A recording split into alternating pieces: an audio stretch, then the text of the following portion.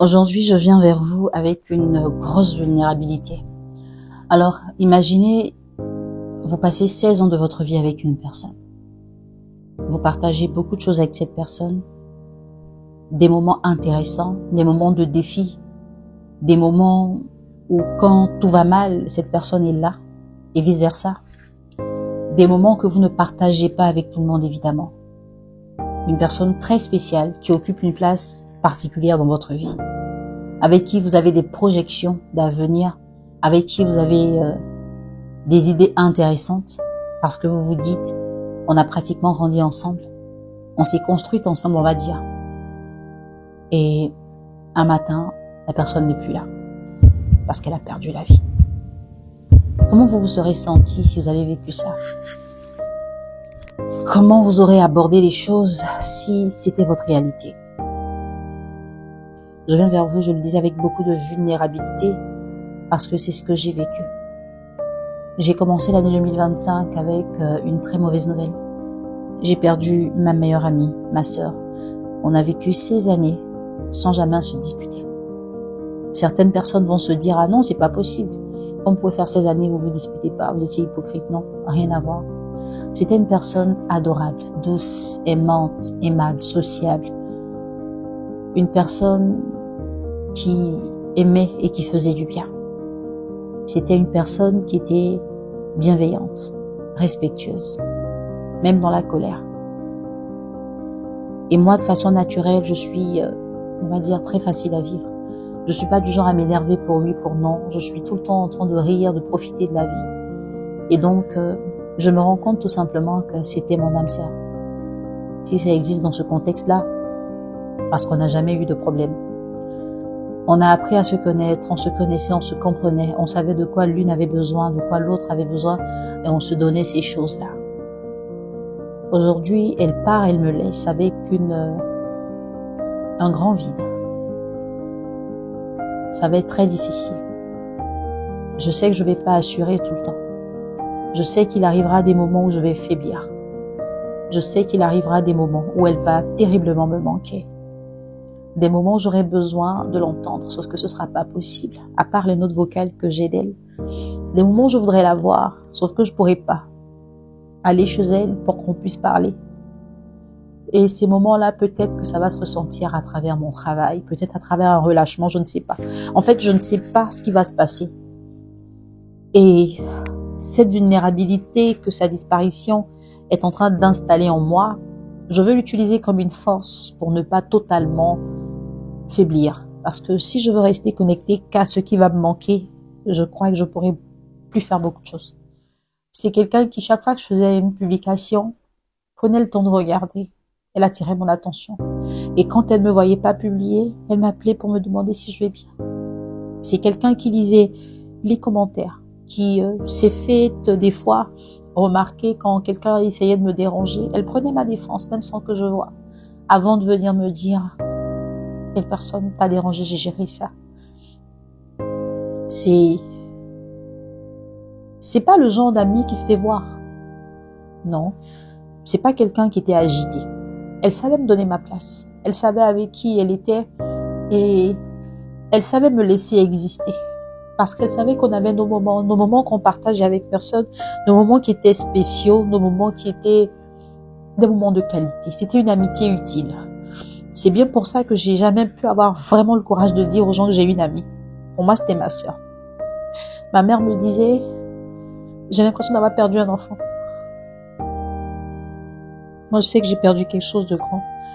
Et ne serait-ce que de même plus pouvoir l'appeler par notre petit nom à toutes les deux. On s'appelait Julie. Un jour, je vais vous dire pourquoi on s'appelait comme ça. Pourquoi des jeunes filles aussi à la mode peuvent avoir un surnom aussi particulier. J'aurai le temps de vous expliquer ça parce que je compte partager avec vous cette partie de ma vie-là. J'ai voulu la faire connaître par les femmes. Parce que pour moi, c'était une femme exemplaire, c'était un modèle de résilience, un modèle, la femme jeune, mais soumise, intelligente. La femme là pour son mari. Enfin, il y a beaucoup de choses que j'ai à dire sur elle. Et j'ai partagé une partie d'elle, de ses qualités, dans mon livre Anesthésie, où je lui ai dédié tout un chapitre. J'ai voulu le faire parce que pour moi, c'était une personne que le monde devait connaître. Et Peut-être que si je savais que 3 ans après, elle allait partir, j'aurais écrit sur elle.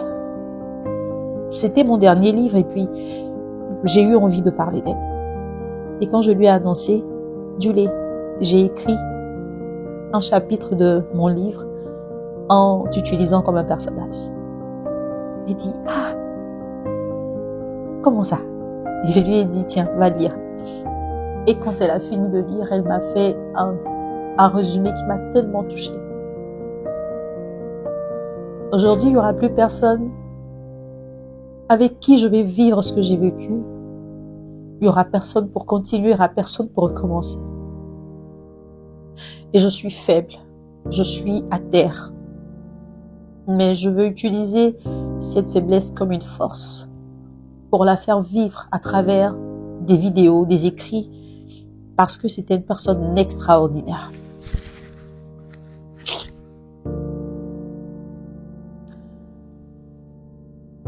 Je me suis un peu absentée des réseaux, j'avais besoin de ça. Tout de suite, quand j'ai appris son décès, je ne l'ai pas annoncé sur mes réseaux sociaux. J'ai voulu encaisser seule. J'ai voulu supporter, j'ai voulu m'habituer. J'ai voulu comprendre que, ah ok, c'est bon, c'est fait. Avant que d'autres personnes puissent me consoler. Et chaque fois que quelqu'un me dit Yako, ça me ramène à une évidence. Yako, chez nous en Côte d'Ivoire, c'est de la consolation. Ça me ramène à une évidence qu'elle est vraiment plus là. Alors qu'à aucun moment, j'ai prévu ça. À aucun moment, j'ai pensé que j'allais parler d'elle au passé si tôt. Non. Quand on parlait de notre avenir, on parlait de nos rêves, de ce qu'on allait faire, de comment on allait rigoler, de là où on allait rigoler. Waouh, c'est fort. Mais je dois être forte. Je dois être forte.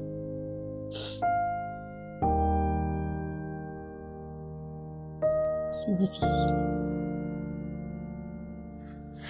Mais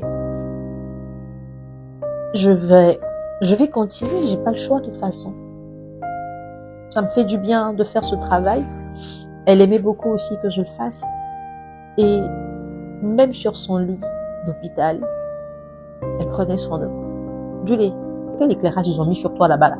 Non, j'aime pas. Faut leur dire non, non, non, ils n'ont qu'à bien voir ça. J'ai dit, ah ouais, c'est quoi? Fais-moi une capture. Elle m'envoie une vidéo, une capture. Et puis on fait des commentaires. Je dis, ok, c'est compris. Je vais attirer leur attention. Tu mettais le jaune, enfin, moi-même c'est mon ça me maquille aussi. Le jaune sur ta paupière, et puis tu fais bien passer le noir là. Ça t'allait trop, ça allait trop avec tes yeux. Puis tu tires légèrement. Voilà, maintenant ta tenue que tu as portée là, c'est tellement joli, le boubou avec la cravate et tout, mais qui était moutarde, avec la bouche nude, avec le truc nude. Tu vois un peu ce que je veux dire, non? Je vais dire, j'ai fait la commission à la maquillage, j'ai dit que tu t'as quand même fait un peu de contouring quand même. Elle a qu'à sculpter un peu mon visage.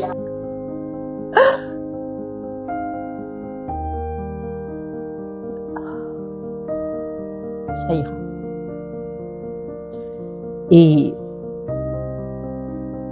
je veux compter sur vous aussi pour que ça aille. Et pour ce que je partagerai d'elle, je veux compter sur vous pour que vous puissiez vous en inspirer. Je veux compter sur vous pour que vous puissiez puiser dans ses qualités. Elle n'est plus là, c'est vrai. Dans mon esprit, elle reste. Dans l'esprit de tous ceux qui l'ont connue, elle reste. Mais j'ai juste envie que son passage sur Terre continue d'édifier les gens qui ne l'ont pas connue. Nous qui l'avons connue, faut qu'on parle d'elle. Elle laisse 3 enfants et à ces enfants, on doit raconter une histoire. Et peut-être qu'un jour, on sera plus là aussi. À travers des petites vidéos sur Internet, ces enfants pourront se reconnecter à leur maman, qui n'ont pas forcément pris le temps de savourer, parce qu'ils sont encore petits. Julie, je savais pas qu'un jour j'allais faire ça.